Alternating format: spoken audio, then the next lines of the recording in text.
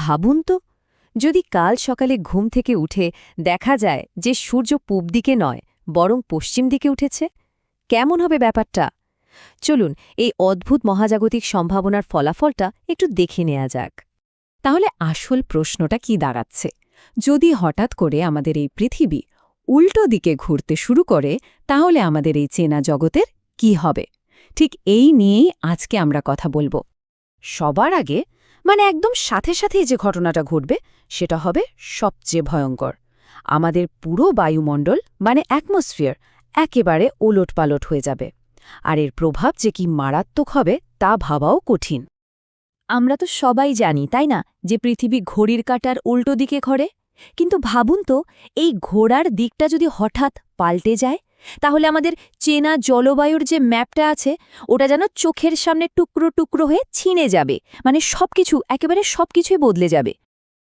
এর পেছনে যে বিজ্ঞানটা কাজ করে সেটার নাম হল কোরিওলিস এফেক্ট। ব্যাপারটা খুব সহজ।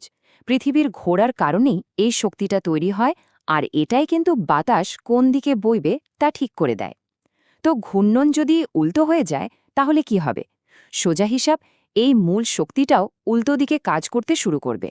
আর এর ফলে যা হবে তা হল, আমাদের গ্রহের যে প্রধান বায়ুপ্রবাহ, যাকে আমরা ট্রেড উইন্ডস বা বাণিজ্য বায়ু বলি, সেটা তার দিক পুরোপুরি পাল্টে ফেলবে।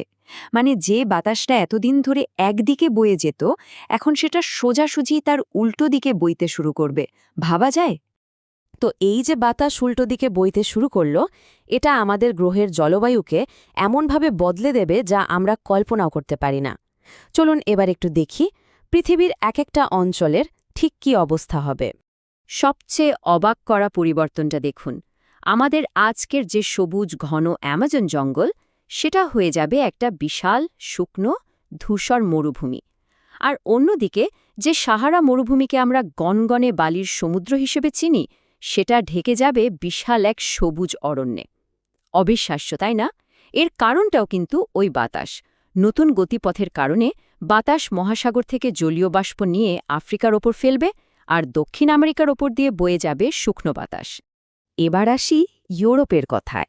আটলান্টিক মহাসাগরের স্রোতগুলো তো উল্টে যাবে, তাই না? এর ফলে ইউরোপের আবহাওয়া হয়ে উঠবে ভয়ঙ্কর ঠান্ডা। এখনকার মতো উষ্ণতা তো থাকবেই না, উল্টো সেখানে রাজত্ব করবে একেবারে হাড় কাঁপানো শীত। আর এই ঠান্ডাটা কিন্তু সামান্য ঠান্ডা না, এর প্রভাব এতটাই মারাত্মক হবে যে উত্তর আমেরিকা আর ইউরোপের একটা বিরাট অংশ পুরো বরফের চাদরের নিচে চাপা পড়ে যাবে। বলতে গেলে একটা নতুন বরফ যুগ শুরু হয়ে যাবে। ভারত মহাসাগরের দিকে যদি তাকাই, সেখানকার মৌসুমি বায়ুর গতিপথও কিন্তু পুরো পাল্টে যাবে। এর ফলে কি হবে? দক্ষিণ এশিয়ার বৃষ্টিপাতের যে ধরন, সেটা এমনভাবে বদলে যাবে যেখানের পুরো কৃষি ব্যবস্থাটাই একেবারে ভেঙে পড়বে। আর এর প্রভাব পড়বে কোটি কোটি মানুষের জীবনের ওপর। আচ্ছা, আমরা তো মাটি আর বাতাসের কথা বললাম। এবার চলুন একটু সমুদ্রের গভীরে ডুব দেওয়া যাক, কারণ সেখানেও কিন্তু অপেক্ষা করছে এক বিশাল সংকট। দেখুন, সমুদ্রের স্রোত যখন উল্টো বইতে শুরু করবে, তখন পানির মধ্যে যে পুষ্টি নিউট্রিয়েন্টস থাকে, সেটার সাপ্লাই চেনটাও পুরো ঘেটে যাবে। আর এর ফল, সোজা কথায়, খাবারের অভাবে হাজার হাজার প্রজাতির মাছ আর অন্যান্য সামুদ্রিক প্রাণী বিলুপ্ত হয়ে যাবে। আমাদের সমুদ্রের যে জীববৈচিত্র্য, সেটা এক ভয়াবহ সংকটের মুখে পড়বে। তাহলে সব মিলিয়ে যে নতুন পৃথিবীটা তৈরি হবে, সেটা হবে আমাদের চেনা পৃথিবীর থেকে একদমই আলাদা, একেবারে অচেনা একটা জগৎ। কিন্তু এত কিছুর পরেও একটা প্রশ্ন কিন্তু মাথায় ঘুরপাক খায়। আচ্ছা, পৃথিবীর ঘোড়া না হয় উল্টে গেল, কিন্তু সময়ও কি পেছনের দিকে চলতে শুরু করবে? প্রশ্নটা আসাই স্বাভাবিক, তাই না? এর উত্তরটা হলো না। সময় তার নিজের নিয়মে সামনের দিকে এগোবে, কিন্তু আমাদের ক্যালেন্ডার, আমাদের ঋতুচক্র, এই সব কিছুতে একটা বিশাল গণ্ডগোল লেগে যাবে। দিনরাত হয়তো থাকবে, কিন্তু কোন ঋতুর পর কোনটা আসবে সে চিনার নিয়মটা আর থাকবে না। কে জানে, হয়তো এই বদলে যাওয়া পৃথিবীতে কোনো নতুন সভ্যতার জন্মও হতে পারে।